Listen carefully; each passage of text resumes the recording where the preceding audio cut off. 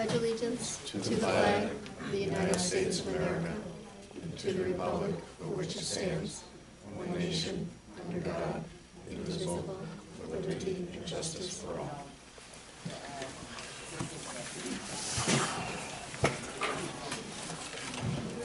Has everyone had a chance to review the minutes? Do you have a motion to approve? I'll make a motion to approve. Second? All right. Any discussion on the minutes? All in favor? Aye. Opposed? Okay, minutes stand. Thank you. So the excused members tonight are Brian Wood and Amy Manchester. Tim, the executive director's report. Hopefully everybody has a copy. Just a few things on there. Yes, we are moving. I was there last week and walked in there, and the demo has started. And they seem very confident that they're going to meet our timeline of the end of December. Lease is signed, demo's begun. We solicited bids for moving. We called 3 or 4 companies. 2 came over, actually did a walkthrough. Maybe Moving and Storage was the low bidder, and they were the last time, coincidentally. And they're going to work with us. We asked for a window of time. We're not exactly sure when we're going to pull the plug at the end of the month, so they said they could work with us there. EMT class? Yeah, there's a Delmar EMS field glass with the light on, whoever it is, and an interior light. Okay, thank you. Yep, Going along with the relocation, work with our IT people and phone people from First Light. Phones aren't a problem. They're all cloud-based, but we have to have everything wired over there for the internet and stuff. They seem pretty confident they can meet that deadline too. Might be a little interruption there. If I have to get a short-term, internet contract with Time Warner or somebody, so be it. But they're going to try to meet that deadline as well. Just renewed our Narcan grant. Honestly, I thought those went away. I didn't hear from them for probably about the last 6 or 7 months. And then a new annual contract showed up in the mail last week. So I signed that, and we're going to get that out. And Courtney, over the last 2 weeks, has trained 62 students at the pharmacy school. 2 sessions of 31 students each, and she's going back there to train another round too.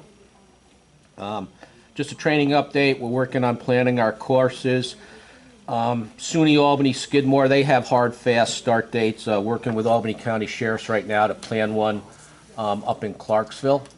That might be a 1-day Saturday class. We're experimenting with that. We haven't scheduled it yet, but we're thinking about doing something like that if we can gauge the interest for it. That's it. That concludes my report, unless anybody has any questions for me.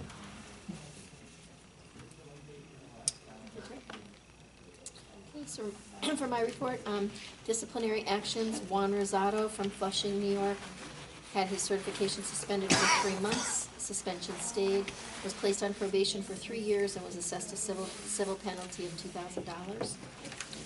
Course application, Saratoga County EMT, original starts on January 7th, 2019, and refresher starts on January 2nd. Letter from Schenectady County EMS Committee endorsing Remsco member Jim Vina for another term, with Anthony Calaguire and Dean Romano serving as alternates. That's all I have for my report. Any issue discussions?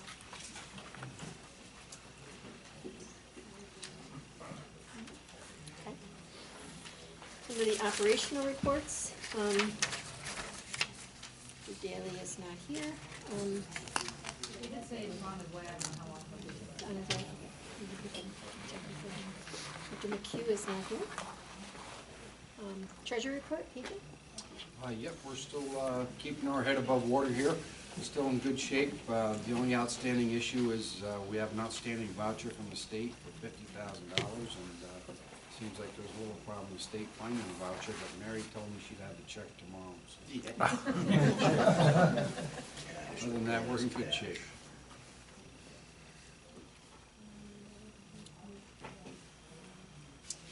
No report from the QI staff? No, they meet the week after next, right before academic and remark. CON committee?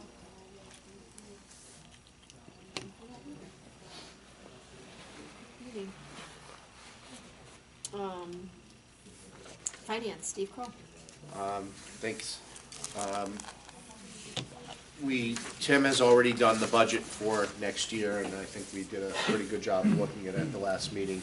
I had talked to Tim about a update to the business plan, and if everyone remembers, Tim prepared a business plan that was for 2018, that then he gave us an update on it during the summertime. And so I've suggested to Tim that we do another business plan, a 2019 plan, that takes a look at what are the 3, 4, 5, or 6 major strategic initiatives that we should be working on during the next year. Tim thought that was an okay idea. We talked a little bit about the timeline because Tim has got the move going on for the next month, so it's not like a December activity. But we had suggested that if he could work on it during the next couple months, bring it to us in February in a draft form for us to finalize in March. And so I was going to bring that here tonight for endorsement from Remsco. Oh, Steve, I thought I asked for like another month there. Oh, If I I thought could that bring was the in- draft in March and finalize in Okay, April. draft in March, final in April, that's fine. And the idea here would, between now and then, Tim would work with the appropriate, I think he'd want to gather a committee of people to help him with ideas. Maybe he wants to meet with, the officers, maybe he wants to bring up a discussion at one of the meetings, but come back with a set of initiatives, and maybe we would call it it'll be done partway through 2019, so maybe it's the 2019-2020 plan that covers a 18-month period, and it gives us a direction to travel. So I would like to bring that up for discussion, and if people think that's a good idea, just to make it into a motion.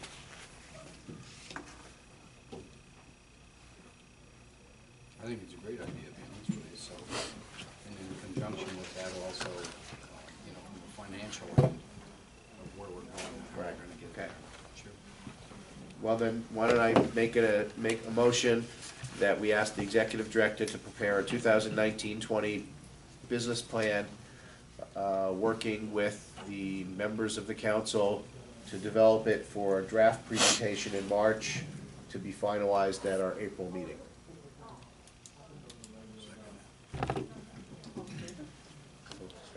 For discussion, I'm sorry. Any discussion? All in favor? Aye. Opposed? Motion stands. Anything else, Steve? No, as all, the market gives and the market takes away. And so we're basically where we were in January when it comes to investments. And, the market will give it back again. Can back up. Dr. Daly, are you ready for your medical director report? I kind of skipped over you. So, probably the single most important thing I can talk about with this group right now is the check and inject process. Mary, just for plausible deniability, please cover your ears. So, Boundtree recalled check and inject kits based on an FDA request because of the language in the kits. What they actually said was these were an unapproved device and therefore could not be used. The response that Boundtree had was to issue a letter telling everybody to stop using syringes, and that they would then send out regular graduated 1 ml syringes to all participants in the program.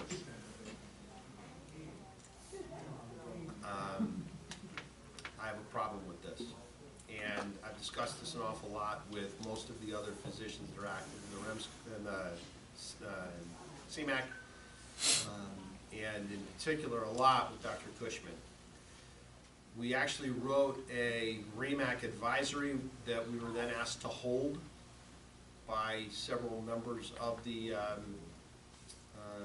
we were asked to hold, and is currently pending discussion at the REMAC meeting next week.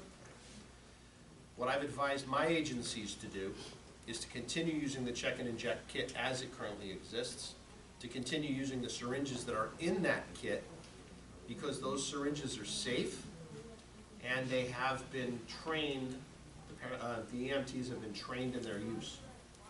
Unfortunately, EMTs have not been trained to use a standard 1 ml syringe.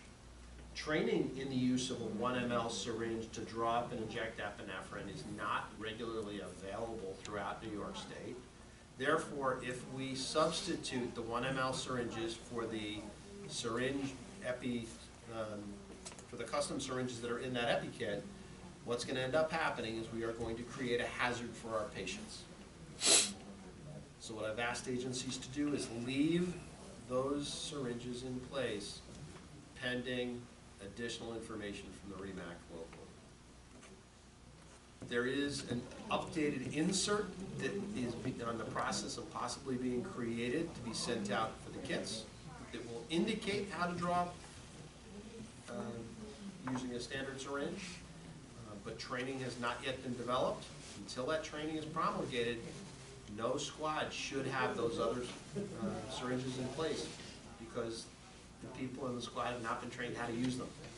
The concern all revolves around the dosing of epinephrine, which for pediatric patients is 0.01 milligrams per kilogram. That's fine. The problem is that our protocols do not call for 0.01 milligrams per kilogram of epinephrine for our BLS providers. They have always been designed around the sizes of the auto-injectors. Pediatric patients get 0.15, adults get 0.3 milligrams of epinephrine. That's safe, that's standard, that's been the practice in New York State for 20 years and has not created any harm. What I'm asking people to continue to do is to draw up and inject an appropriate dose of epinephrine based on those protocols using the syringes that they have been trained to use, because that is the safest way to approach this problem. I am open to questions. Your fingers are not in your ear. Mary, the correct answer to that is what? I can say that I have not participated in any of the meetings in our office. Any questions?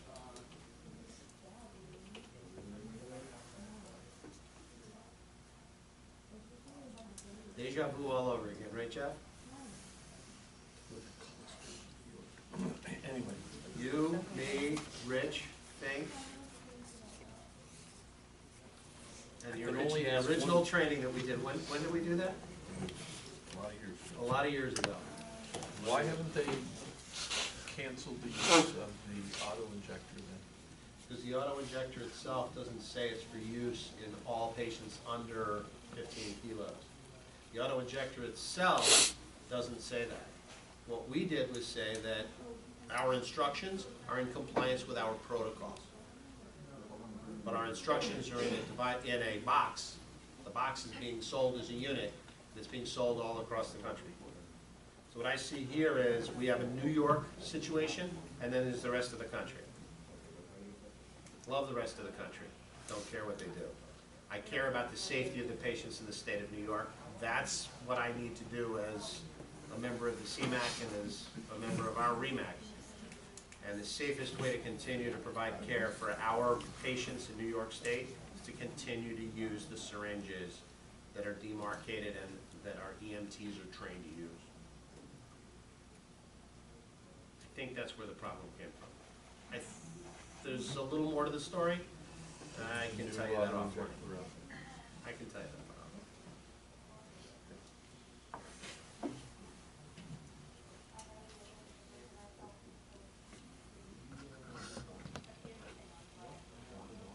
No questions? None? And you've heard me whine about this already.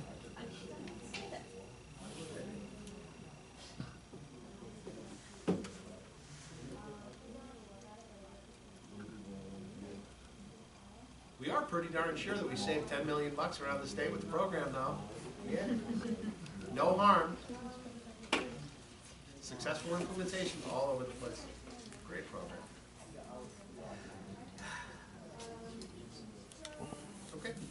That's all I got. Okay, thank you. Steve, you have anything for the EMS council?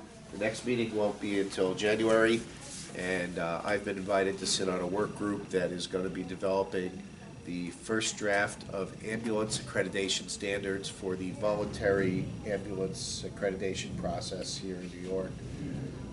I don't know what the timeline for that happening is, but we're starting and looking at the Virginia voluntary state standards and going from there, and so I'll have a report on that at the January meeting.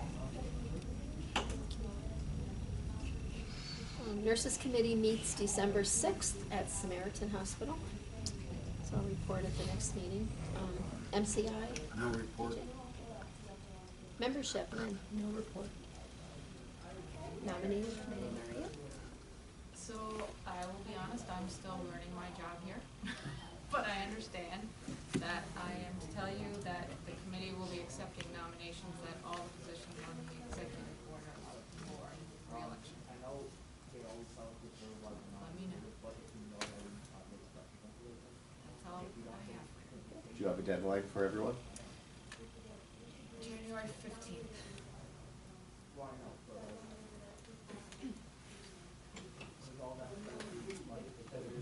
Does everyone have my email?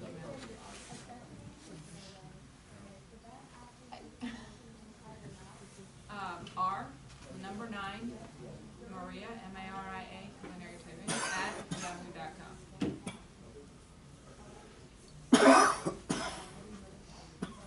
R9 Maria at yahoo.com. Let's see, Brian is not here.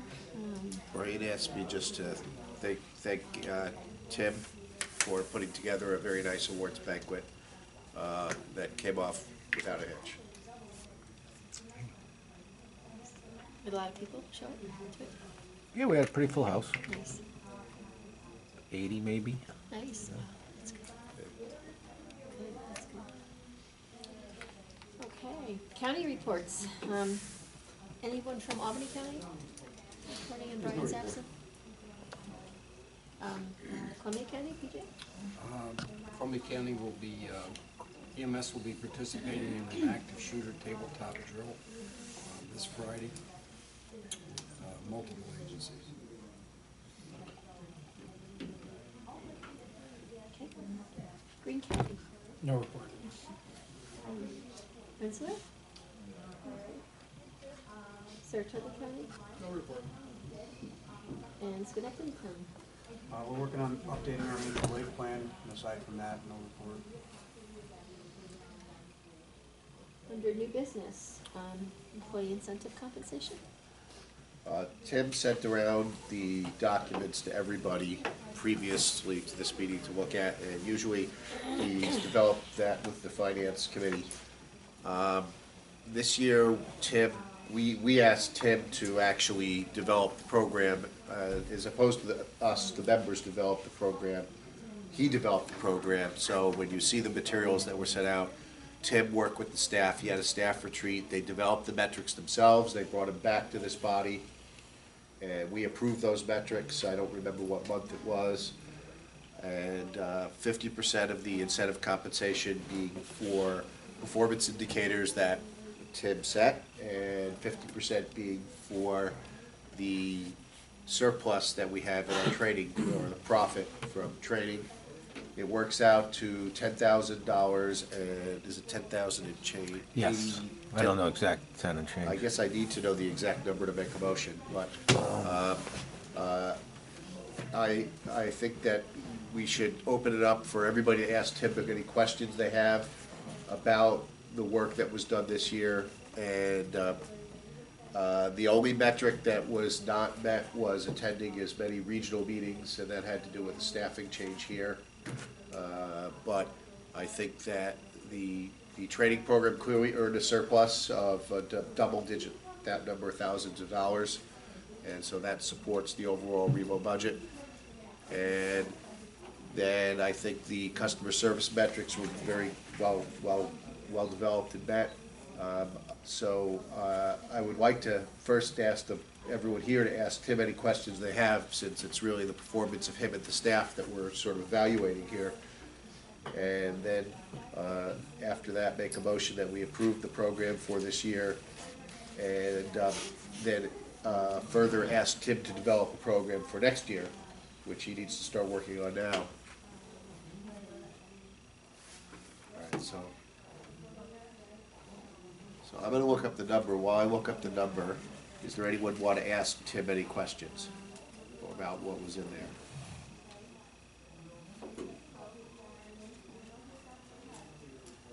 The number is $10,208.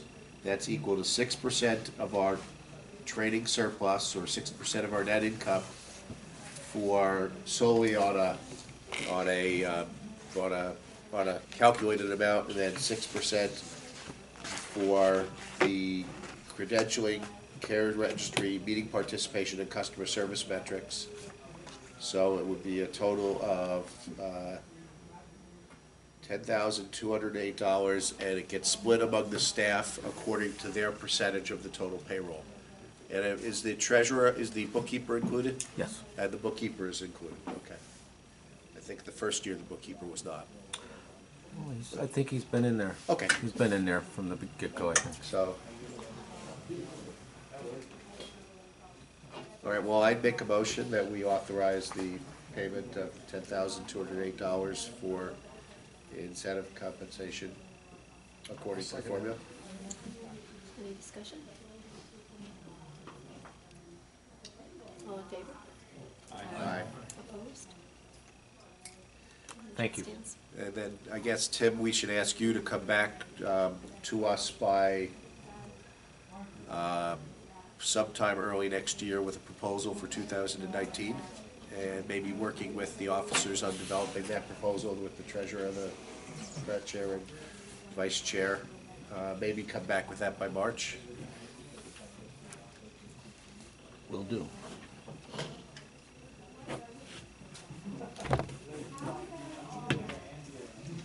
Yes, Steve? Not on executive. Do you have any items from the floor? Well, I have one. Kind of goes along with this. Every year at this meeting, I approach the council to seek your approval to buy some gift cards for the staff. It's usually about $50 each. I go to Lowe's, or I go to Home Depot, or somewhere like that. Just get a little card, a little gift box for everybody. We have a staff meeting / holiday party December 6th, and I usually dole those out during the meeting there. So I come to the council requesting your approval for 8 gift cards, $50 each, $400. Motion to approve? Need a motion? Second. Any discussion? All in favor? Aye. Opposed? Thanks again, guys. Appreciate it. Any other items from the floor? I have something, I'm gonna bring it up on behalf of Scott Bowman. Scott's supposed to be here tonight, but I think he must have gotten delayed along the way.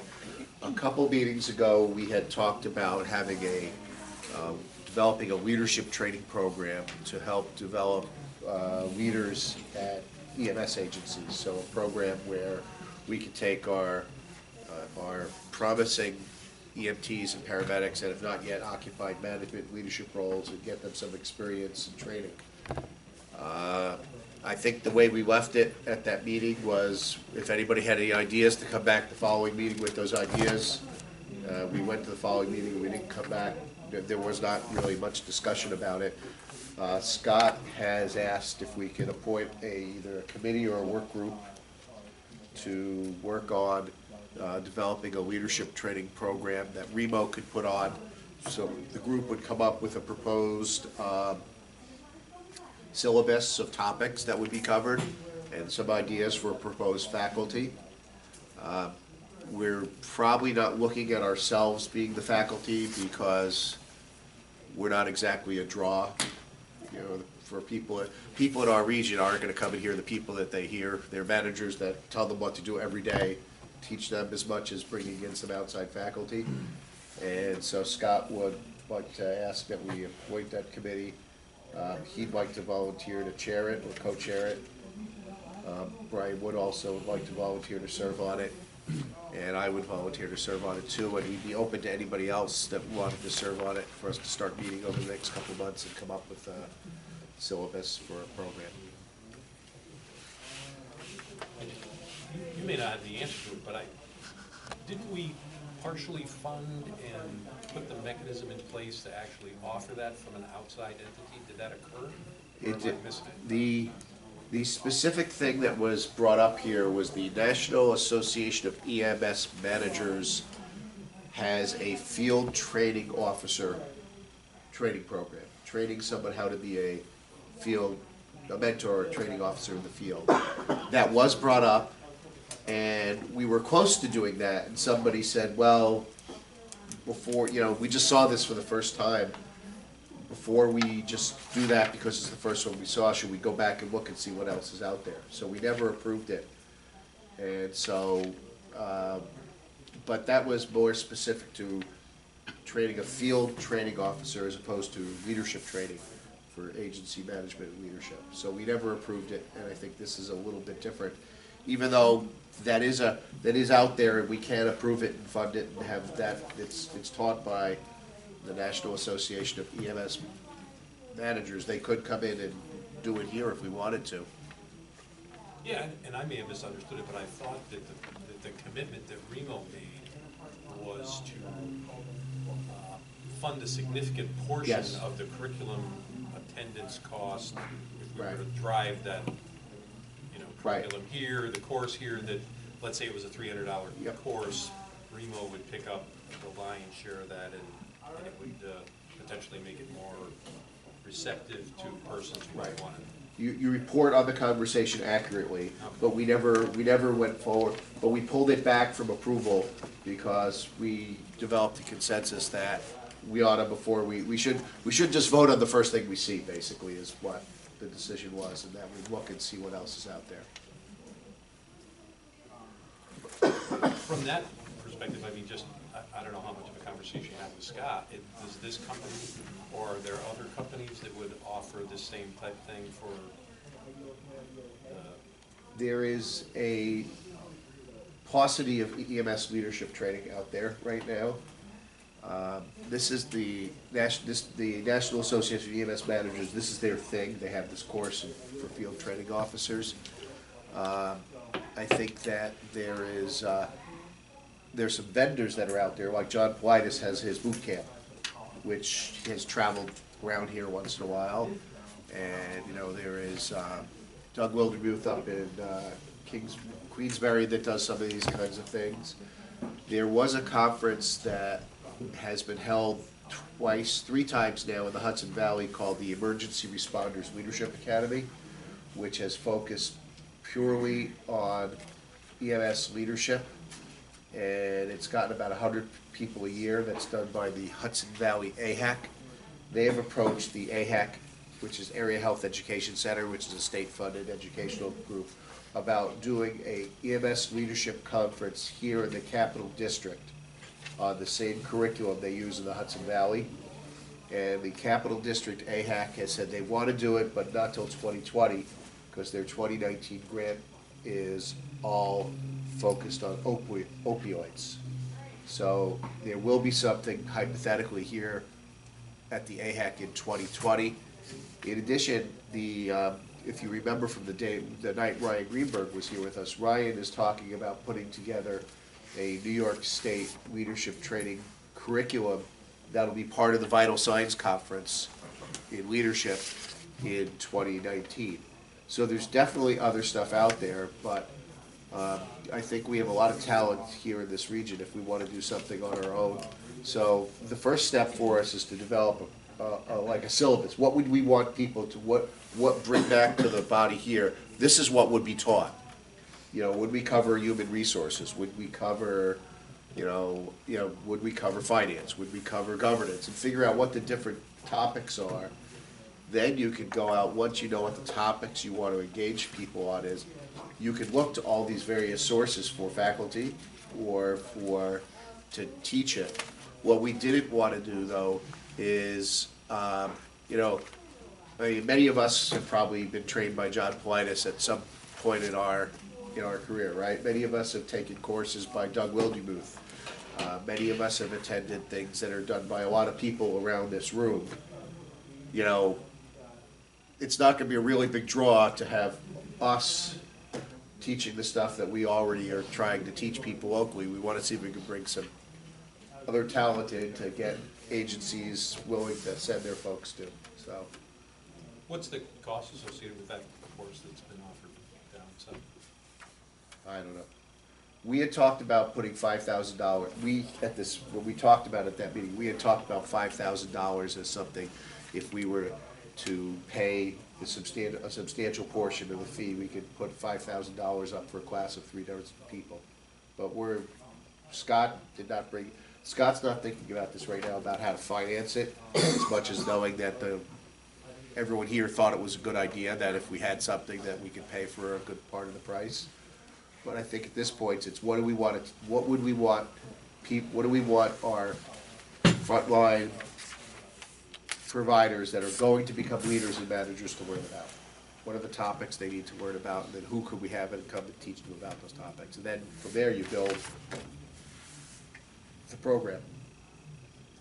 I mean, it seems like a long ways away, but I guess at least from what you're describing, if that course that's been done in Southern New York has met with success, approval, whatever, while 2020 seems like a long ways away, I would think you're going to burn up a good portion of 2019 creating your curriculum and looking for speakers, and if that works, maybe we can just, I mean, maybe that's a secondary mission for the committee would be to see if we can be, first on the list for 2020 and just offer it here and say for subsequent. Well, the AHEC that's doing this, if they do it, it's gonna be grant funded. So we should not stand in the way of somebody looking to put free education out there for EMS providers. But, and there's no reason we can't collaborate with them, but we ought to start doing this ourselves. I don't think there's many people around the table that would disagree that we have, as a field, have not got, we focus our CME on medical stuff. We don't focus our CME on leadership, and we ought to, this is the place where leaders gather. We ought to be trying to come up with something that moves in that direction. So Scott, I sort of just covered it, not knowing what time to get here. And I volunteered you. Thanks. I spoke with Brian today too, he's on with whatever. So I guess the three of us volunteer to start developing it and bringing, if the chair would appoint us as a work group or committee, and we'll bring back the beginnings of a plan for everyone here to look at. And I'm sure, there are a lot of EMS leaders around this table. You guys will have a lot to say about whether the plan is good or not, or what, we probably bring you some options, like, do we do this or do we do that, kind of thing. If I may, the American Ambulance Association has a leadership program. Some of their tenets include foundations of EMS systems, how work styles differ and how to take advantage of that diversity, appreciative inquiry, how to apply it to organizational development, EMS economics, finance and budgeting, communications techniques and key considerations for effective writing, project management and change leadership, government relations, EMS system designs and deployment, and much, much more. That sounds like a college degree. Basically, it's like you spend a lot of time doing on-premises training and also online training. Yeah, this is we could turn this into a degree program, right? But I mean, I think what we're talking about here is starting something we can do in a couple of hours that gets us started, right? And I know Scott's been involved, and I've been involved in a group called NICON, New York Council of Not-for-Profits. Like, they have a finance boot camp that I think you went to, right, Scott? It's not EMS specific, and obviously only some of us are not-for-profits, because others are either municipal or proprietary. But that's the sort of thing where they, I think they try and provide, like, the finance boot camp was 1 day or 2. It was 2 days, and they just tried to drill into you as much as you can learn about finance from the not-for-profit side as you can, and probably 4 sessions 1 day, 5 sessions the next day. And at the Mohawk Mountain House, so it's offsetting too. Scott, just, I guess, since you're here, one of the questions I asked was, you guys determined that interim field supervisor, I can't remember the exact title, that wasn't worth going forward with? No, I think we just, we ran out of steam leading into the summer, and we just haven't picked it back up yet. It was not a field supervisor program as much as it was a field, field training evaluation program, yeah. So it was, I think the gist is, if I remember correctly, they do one session or set of sessions to help agencies develop field training programs or learn how to develop field training programs, and then another to help train field trainers, teaching you how to train your field trainers. So it's kind of a combination of both. We have found it to be beneficial at Valatia. We use that model there, and it works pretty well. So anyway, there's a host of other similar programs that places like the American Ambulance Association and other non-EMS specific places like Nikon. There's all kinds of leadership stuff out there. I suspect if the picture I have in my head is a mix of emergency services disciplines. There's lots of fire chiefs with probably no EMS experience, or very little, who have a great deal of leadership experience and can talk about what it takes to be an effective leader. Same thing in the police services, in the civilian world outside of emergency services. There's all kinds of people out there that can teach this stuff and deliver it effectively, I think. And just, again, so Steve didn't have to answer the question that I would have asked you. You guys, as that has progressed, you don't feel that's worth, working on or continuing to commit to? I do. I think it's, I think they're two separate things. Oh, okay. So, teaching agencies and individuals within those agencies how to train their providers to be good providers in the field is one thing. Teaching the management of those agencies how to run the agency so that they can stay solvent long-term is a whole different ballgame. So yeah, they're just two totally different things. Both of these ideas kind of sprang up independently. We've been having some conversations in Albany County about, Brian and I specifically, about setting up something where we can train our people within to become, get onto a supervisory track. We have a very young staff with virtually no supervisory experience, and how do we get them to that point? So that's where that kind of came from when we started talking to Steve, and that kind of dovetailed on the back of the conversation about the field training program. So kind of intertwined it.